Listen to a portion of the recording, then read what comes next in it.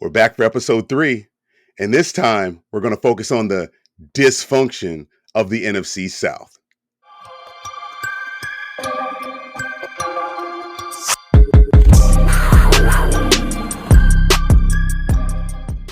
We are back in full effect for episode 3. We are super excited because we're starting to see a few people start to connect to our show. I'm your host, Percy, my co-host, Dakari. We are back in action. How you doing, buddy? I'm doing all right, man. Ready to get this thing going. Episode 3. Absolutely. We're a little distracted. Forgive us. We are very big North Carolina Tar Heel fans. As you can see, my coat right here, and he's got the game playing, and I've got the game right here. Currently, the Duke Blue Devils are beating us 30 to 28. And we're going to try to get through our show without being super distracted. But right now, we're here to focus on the disstate or dysfunction of the NFC South. You ready to get this going, man? Let's do it. All right. So many times this NFL season, this division was referred to as the worst division in football. And we're used to being one of the toughest divisions in football where we would beat each other up, and we're sending 2 teams on the border, sending 3 teams to the playoffs most years. This year was a major step back. As a matter of fact, our division winner, Tampa Bay, finished with a record of 8-9, and they had a home playoff game. And they somehow let Dallas beat them, but we're not going to focus on that. To all my Tampa Bay fans, the Panthers finished second in the division at 7-10. New Orleans Saints came in third at, you guessed it, 7-10, and then Falcons drug up the bottom of the division at, 7-10. So, Dakari, what did you think about the 2022 season in the NFC South? As you had mentioned, it was sloppy, very dysfunctional, and I think that goes to changes within the organizations and front office changes, GMs, and more importantly, head coaches. You have fresh new names. Sean Payton signed up, or he exited, is now Yep. back now. But In Denver of all places, but we'll talk about that Denver of later. all places. But so yeah, Champagne's out. So you have Dennis Dennis Allen, Allen. Arthur Smith, and Bruce Arians abruptly during the offseason called it a career himself. So you had Todd Bowles fill in, who was the DC for the team prior. So I think a lot of that has to be considered into play Yeah. with this division, because when you look at that, like you had mentioned, the NFC South isn't really known to be like this. You kind of think about the AFC South with the Jaguars. We were just talking about that. The Colts, the Texans. Texans. That would think a division like that, but characteristically, it was the South. So Yeah, it was our turn this time. And we're hoping that at least one team, the Panthers, are the one team to rise out of the ashes like a phoenix going into the 2023 season. Let me ring off some stats for you. So Tampa had an 8-9 record, and they were 5-4 at home, 3-5 away, and their division record was 4-2. Carolina, 5-4 at home, 2-6 away, division record of 4-2, conference record of 6-6, where Tampa had a conference record of 8-4. New Orleans, home record of 4-5, away record of 3-5, and a division record of 2-4, conference record of 5-7. Atlanta was 6-3 at home. They by far were the best team at home.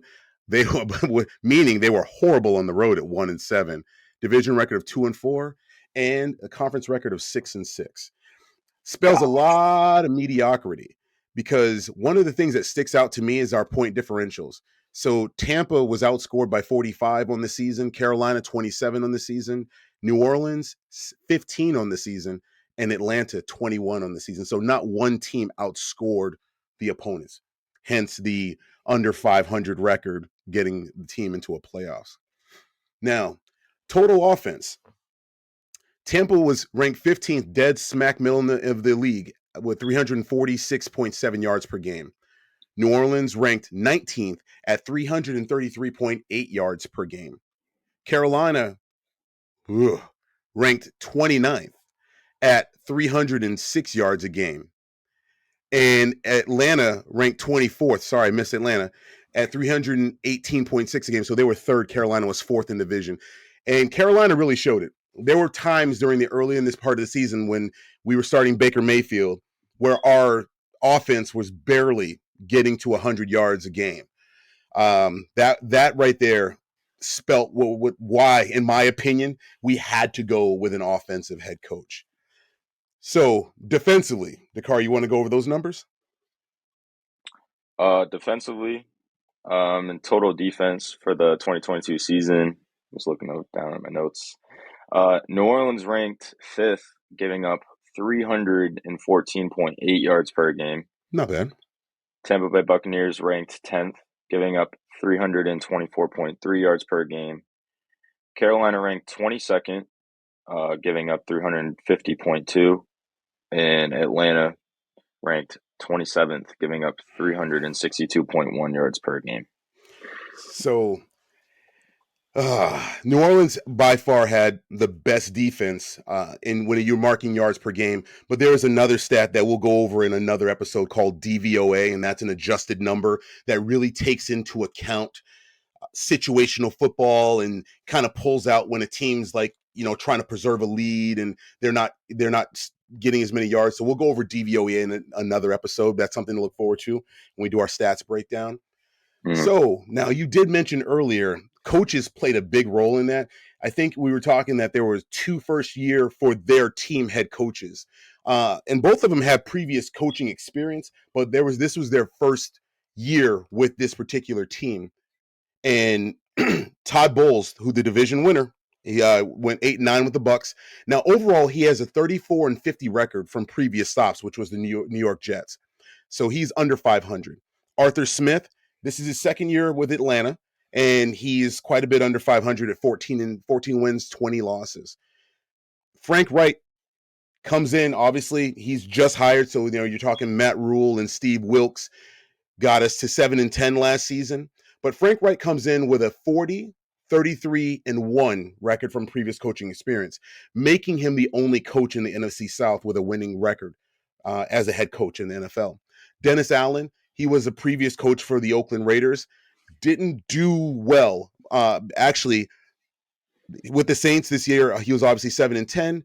Overall, his head coaching record is 15-38. So we're talking a lot of mediocrity right now in the NFC South. And I say mediocrity, that's actually pretty subpar. So my thought right now, as a Panthers fan, trying to think about the 2023 season, I'm like, you know what?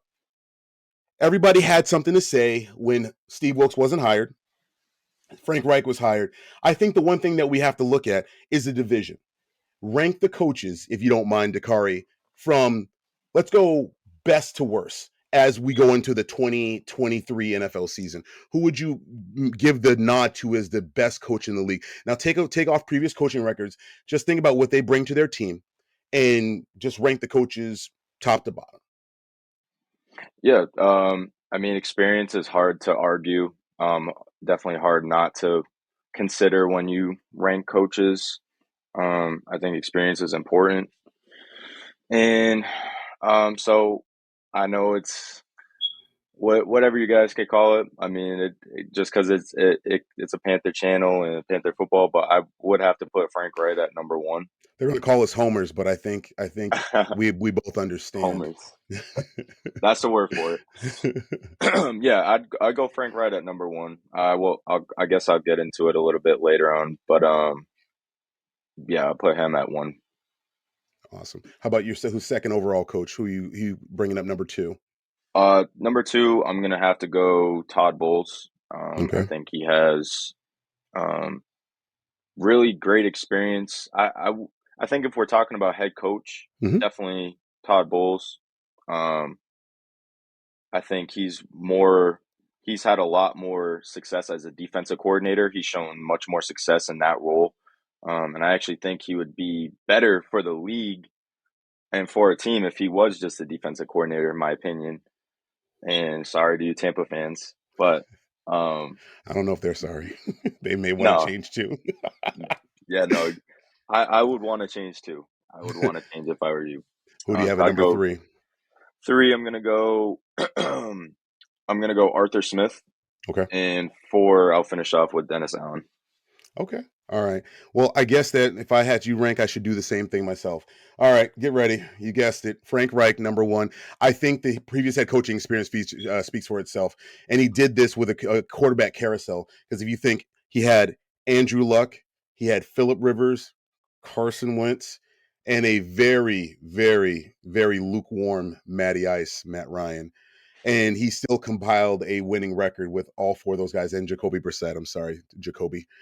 I'm going to go with Frank Reich as number one coach. I'm going to follow up with Todd Bowles. I think Todd Bowles is the second best coach in the division. I think he's by far the second best coach. I'm going to go Dennis Allen. I'm going to switch it up on you on this one. I think Dennis Allen did show this season, and it's kind of hard to say because everybody's kind of like, oh, they're all 7-10. But I think one of the things is New Orleans having a better defense, I think helps. That helps me with that particular ranking. And Arthur Smith, I feel like they kind of happenstance their way into a 7-10 record.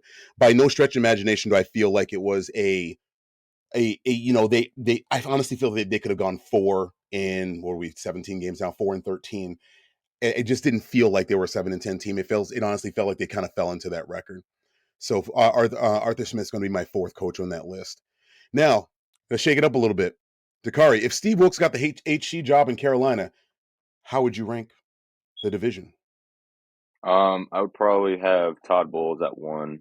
I put Wilkes at two, and the third and the fourth would be the The same for me. same. Arthur Smith, Dennis Allen.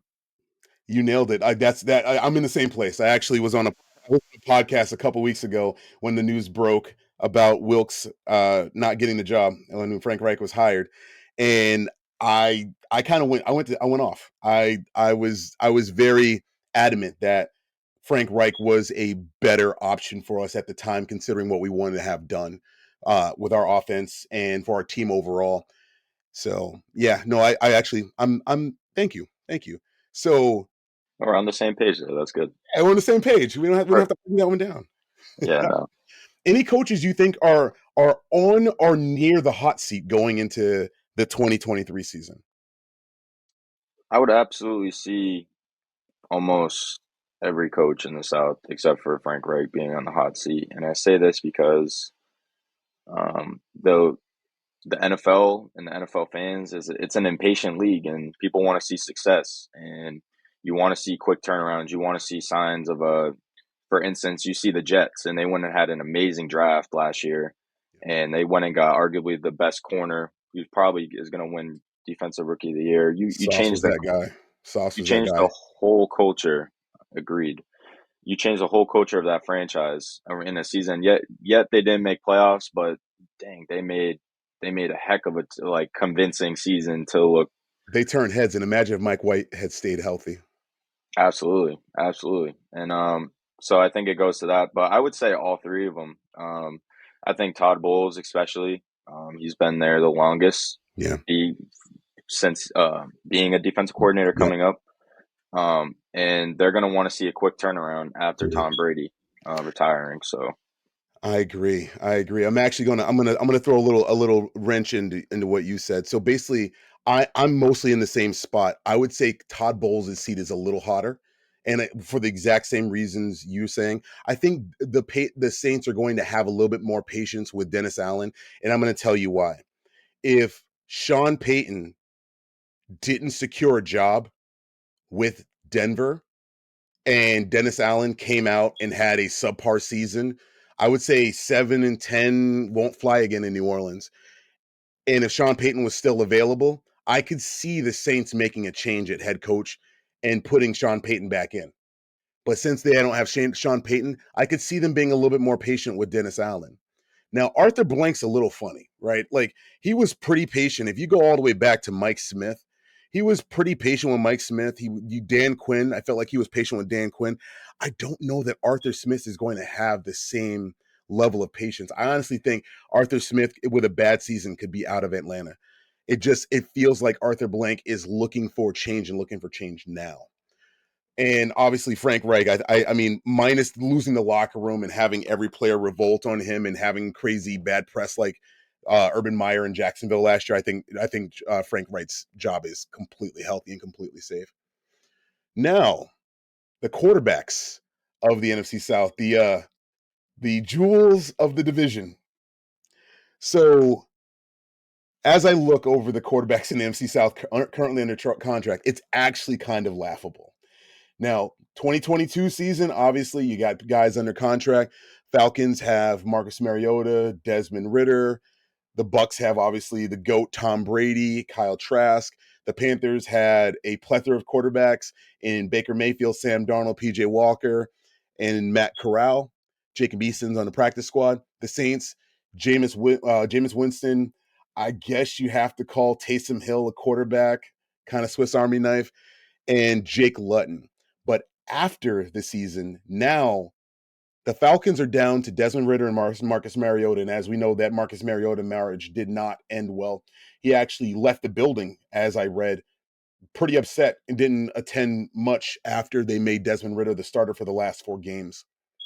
Kyle Trask is the only guy under contract for Tampa because the GOAT just called it a career. Matt Corral is the only Matt Corral and Jacob Eason are the only quarterbacks under contract for the Carolina Panthers, as Sam Darnold has hit his 5th-year extension, and we did not sign into a new deal. And Baker Mayfield was actually waived midseason and picked up by the LA Rams. And then the PJ Saints Walker. and PJ Walker is no longer under contract as well. Good call. I almost missed him. The Saints, Jameis Winston, he was emotional. I actually remember seeing an interview where he was emotional because he'd gotten hurt, expecting to get his job back, and didn't get his job back because they started the Red Rifle, and Jameis seemed pretty upset. So I don't know that Jameis is going to be coming back as long as Dennis Allen is head coach. So I mean, he's technically under contract, but that feels like that could be a post June 1st cut or anything to save a little bit of money there. So give me your first impressions of the quarterbacks in NFC South. Oh, it's hard. It's hard. It's hard to look at, That's man. what the national media says too. Ugh. It's hard to look at. And Yeah. what seemed like a lot of teams had their guys last year, Hmm. it's wide open in the NFC South. I mean, all 4 teams are so desperately looking, waiting, searching for their franchise piece, their prophecy, Yeah. their fresh start. So I look at this list and I think all 4 of these teams should be looking to make a serious upgrade in the quarterback room. So strategy wise, do you think any teams are positioned for a free agent pickup to win now over trying to go through the draft and grow a talent? Absolutely. I think if you look at Tampa Bay and New Orleans, they're definitely those kind of teams that are going to be looking. That could be on the horizon for a veteran quarterback, and a Yeah. big name right now is Derek Carr. And I know Derek I Carr's can't being help. linked to everybody. Yes, yeah. I mean, he's like you said, linked to everybody, but I could definitely see a scenario where Derek Carr ends up in Tampa. Yeah, I could as well. I mean, he only secured that at the Pro Bowl Skills Challenge when he was asked by Ryan Clark of ESPN that he was hot. Has he ever been that hot in Vegas before? He's like, I don't know. Maybe that's why I'm going somewhere else. I mean, he threw all kinds of shade. So Derek Carr is definitely on the move, and he also has been. And literally, it was like a day later, he'd been given like official permission by the Raiders to seek another team, kind of something similar that Deshaun Watson was given last year when he was trying to get out of Houston. So my analysis, as far as I would say, any coach that's on the hot seat that needs to win now. So the coaches that I identified would be Todd Bowles and Art Smith. I could see Atlanta going for another veteran guy, like I mean, probably an upgrade from Marcus Mariota. Maybe they try to do a deal for like a Tannehill. Maybe they could do a deal for. I mean, I think Rodgers is a stretch because I don't even know if he's actually leaving Green Bay. Maybe a Jimmy Garoppolo. I could see that happening. Now, how about teams that are positioned to try to grow their quarterback through the draft? When you look at that, I mean, In the draft, I think you only have like 4 or 5 big names: Bryce Yeah, Young, C.J. Stroud, Will Levis, and Anthony Richardson. And then there's probably a few others, but I mean, I think that's the main guys right there. right.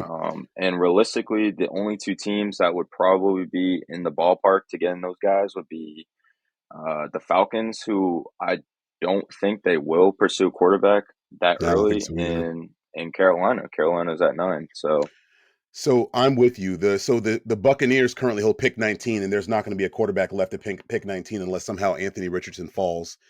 And I don't see the Buccaneers doing something like Anthony Richardson. I just don't think Todd Bowles has that kind of time to grow a quarterback. And then the Saints just got back into round one because they in the Sean Payton trade, part of their compensation was getting a pick from Denver that put them at pick 29 in this year's draft. Because outside of that, they didn't have a pick until pick two, round four. I'm sorry, round two, pick 40. So go ahead. I was gonna say, I think to go even deeper in that pick, totally irrelevant, but I think that pick was from Seattle from the Russell Wilson trade. That's why it's 29th, I believe. Good call. Good call. So they got like a pick that has been tossed around a couple more times. So yeah, yeah, no, you're right. You're absolutely right. That's funny. That's funny. So as I look, the NFC South's got some work to do at quarterbacks, and that's going to be the most interesting thing because we do have a very interesting scenario with quarterbacks that are going to be free agents and quarterbacks that are potentially hitting the trade market. As far as like being big players in the NFC South, because at this point every team needs a quarterback.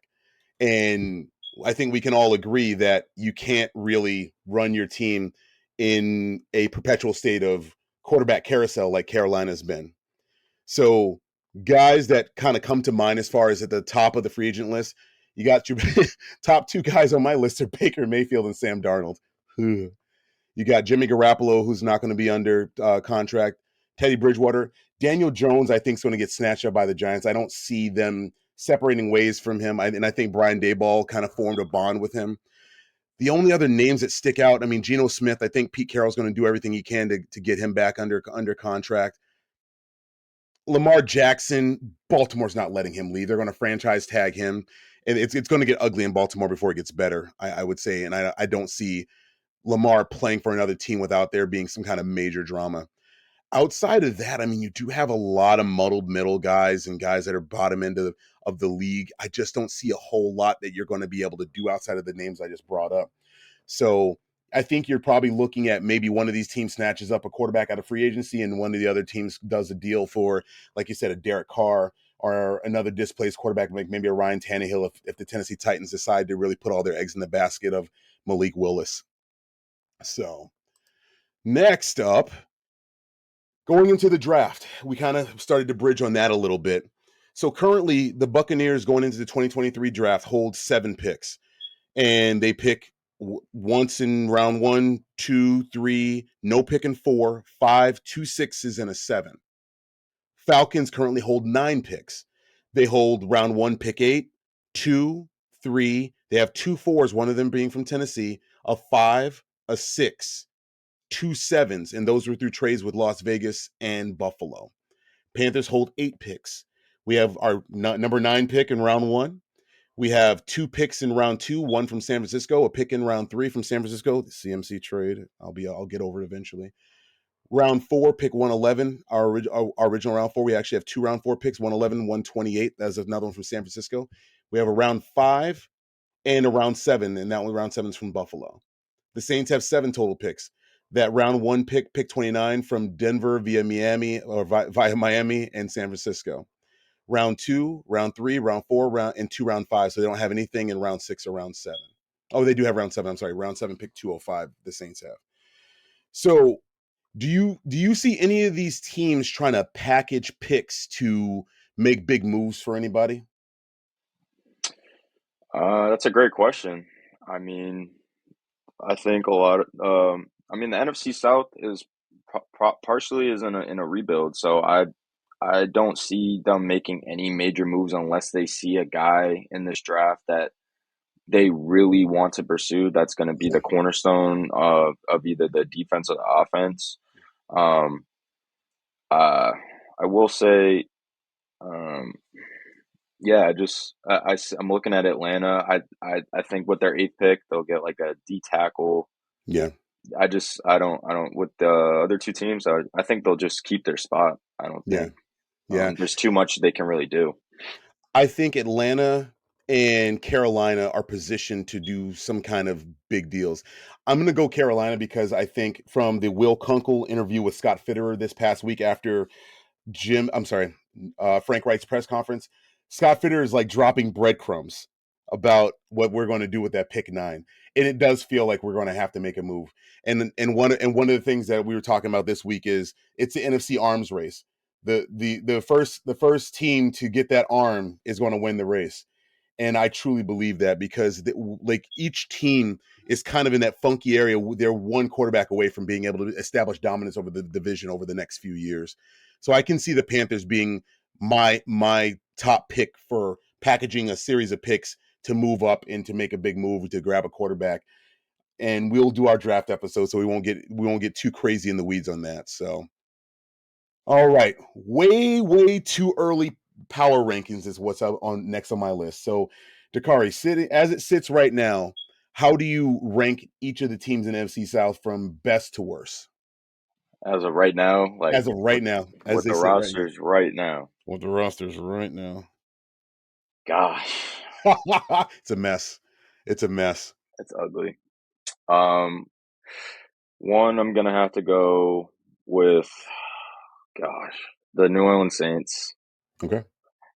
Um, with number two, I'll have to go with us, the Carolina Panthers. Okay. Three, Tampa, Hmm. and Atlanta last. All right. My order's a little bit different. Call me a homer if you want to. I think a coach is going to make a huge difference, even where the roster stands right now. Because I think Matt Corral, if he had to start week 1, would probably be a lot better than he looked last year because he was getting 3 reps a day because of the whole Baker Mayfield, Sam Darnold, crappy. We're going to have a quarterback competition when they knew they wanted to start Baker in the first place. So I'm going to go Panthers. I'm going to go Bucks, Saints, Falcons. Sorry, Atlanta. You're not going to get any love from us. There's like 0.0 chance you're going to get any love from us. So we're waiting for the comments to start hitting from Yeah, Atlanta if you're fans about Atlanta, I would click out right now. just I wouldn't watch the rest of this podcast because we are giving you no love. 28-3. Okay. So yeah, that's I'm sorry, that was rude. I'm just being mean now. All right. So again, we're gonna go in another way too early because we're gonna have a full schedule show later in the year, but way too early season preview. So basically, the South, and everybody knows who they're playing. We just don't have dates, so I really don't care about the dates right now. We'll do a season preview show when the schedule pops.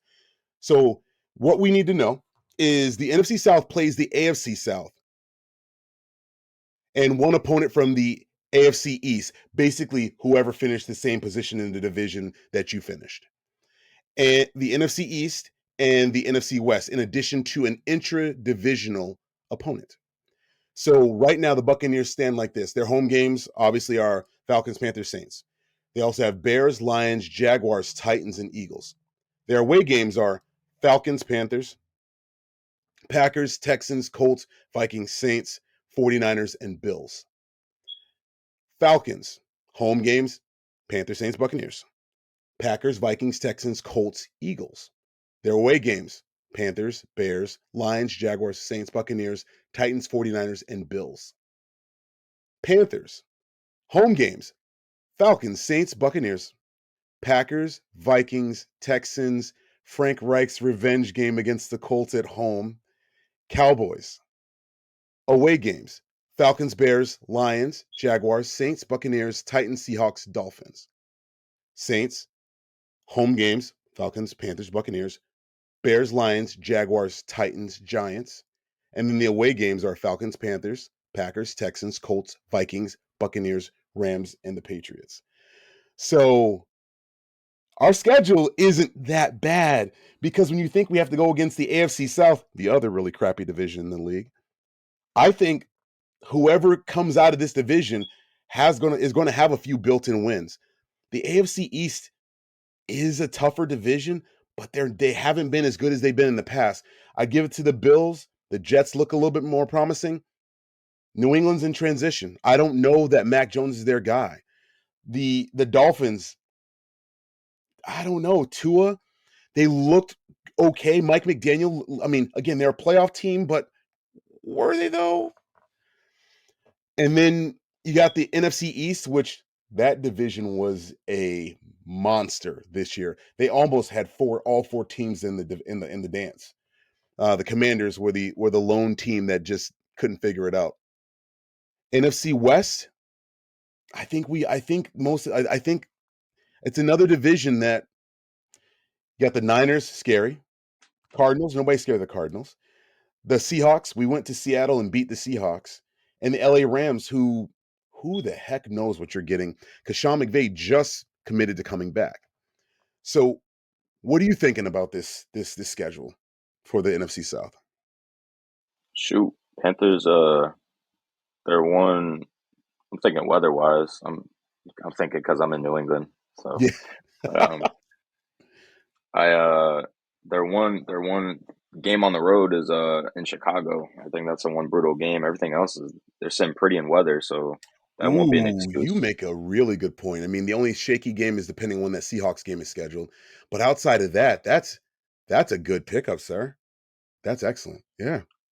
Falcons, Lions, Saints are all in domes. Yeah. You're in Miami. Tennessee's fairly good in weather, Yeah. and Jacksonville, Florida. I mean, unless you catch a bad day where it's raining. Yeah. Um, I mean, we're hoping that the Buccaneers have to play the Bills late in the season and the Falcons have to play the Bills late in the season because that'd be funny. Absolutely a winnable division, though, when I look at this for the Yeah. Panthers side. I think you're going to have a tough go with the Vikings, Cowboys, Dolphins. Dolphins are promising. Yeah, they I are. know the Tua and the playoff. That's kind of up in there. I thought they were a pretty solid team. I think if Tua didn't have the concussion issues, Yeah. I don't know. They hung in there with the Buffalo Bills in the playoffs. I think with a healthy Tua, I think they could have knocked out the Bills in the first round. So I think that'll be another tough matchup with Tyreek. I mean, saw how our defenders played against Mike Evans towards the end of the season. So Hold on. Did we actually had a secondary that day? Because as yeah, I remember, Mike Evans went wild. Three touchdown passes on effectively the same play. Yeah, that was so bad. playing Miami at Miami is going to be tough with Waddle and Tyreek if they're both healthy Yeah. for that game. Yeah. But it's still a winnable division. Yeah. Absolutely a winnable division. You can have some big statement wins against some of these tougher teams in this on the schedule.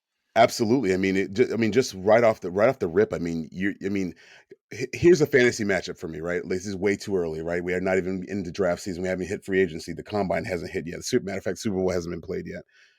Could you imagine Panthers at Jaguar, Stroud versus Lawrence? I'm just saying. I'm just saying. I'm fantasy matchup. It tempts my appetite. I get excited about some of these things. You can't do that to me. I That's can't. not I fair. know, like this thing. Like, okay, I'll back off. I'll let that one go. I'll No, let that one go. I want him really bad, man. Yeah, yeah. Tell me about it. Hey, listen, you even went to Ohio State to watch them play. Actually, did you go to Ohio? You went to Ohio State, I went to Penn State. Penn Went to State Penn. because they played Penn State. That's right. That's right. Yep, I watched Ohio State, Penn State. I You saw said C.J. you were Stroud. on a scouting mission. I was on a scouting mission. I was only down there for one job to scout my quarterback for next year. My fantasy football team was called Suck for Stroud. It was first it was fire Matt Rule. That was the Yes, first sir. name of my fantasy team, and then it But was Suck listen, for Stroud. that might be the what gets over, right? Like you said fire Matt Rule. It happened. So we suck It for happened. Stroud. We didn't really, I mean, we kind of started winning in the middle of the season, but maybe we do get CJ Stroud. And then I would have you pick all my fantasy team names at that point. Yes, sir. All right. So we're hitting our 30 minutes. So we're getting ready to wind this thing down. I do want to cover a couple things because I think it's fun. The Panthers just came out with their Panthers Huddle season in review. Kind of cool. It's just a compilation of videos that they've been putting out since Frank Reich was announced as head coach of the Carolina Panthers.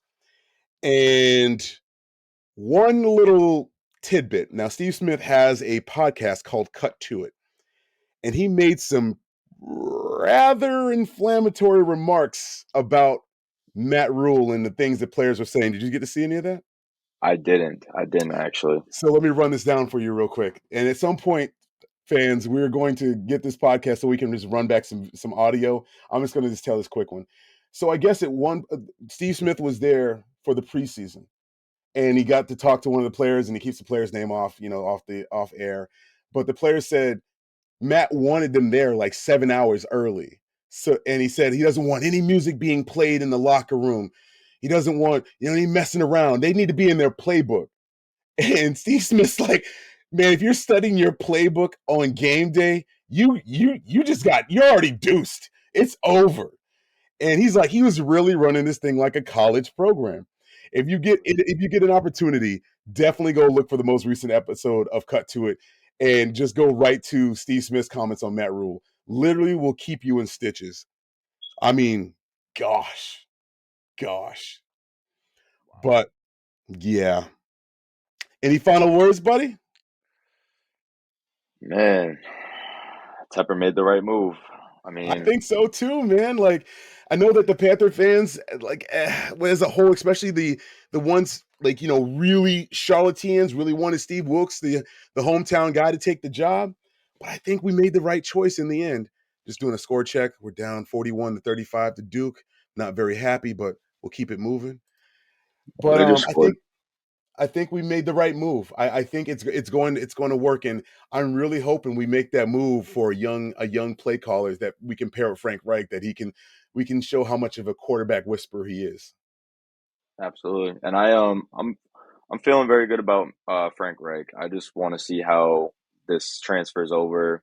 They spoke very highly in the introductory about their connection. Yeah. Scott and Frank have already made, and that they're going to be hand in hand with each other about communication and the roster. So I'm very curious to see how this plays out. I mean, Scott hasn't let us down. I mean, the moves he's made, trading, and the players we picked up, the young defense, and the talent that we've grown, homegrown. I agree. I'm holding the faith, and I'm excited to see what we do. But I think you have to be desperate for a quarterback. You bring in a guy. You can't not bring in a former quarterback of the league, an offensive mind, and not get the guy. I agree. Well, fans, here's what we ask. If you're liking our content, please tell us. We're going to ask you one question. Please comment to us who you think the best coach is currently in the NFC South. You don't have to rank them. Just throw their name in the comments. The other thing is, if you're liking our content, and we thank all those that are already subscribers. I think we're already up to 25 subscribers. We're not even a week old yet. And our 2 videos have had right over 200 views. We are asking you, please, if you like our content, even if you're not a Panthers fan, share it with a Panthers fan, share it with an NFL fan. Please like and subscribe to our channel, and particularly like this video as well. And then we do have 2 previous episodes that we have shot. Episode 3 is in the books, my man. I'm going to play a little bit of music to get us out of here. Crispy Chris, let's get out of here, man. I'm excited. Thank you. We appreciate you. And please go Heels. Come on, Heels. We can't oh my gosh, please. Keep pounding, but gosh, let's go. Keep pounding. Be safe out there. We appreciate you. Panther Pedigree out. Let's do it.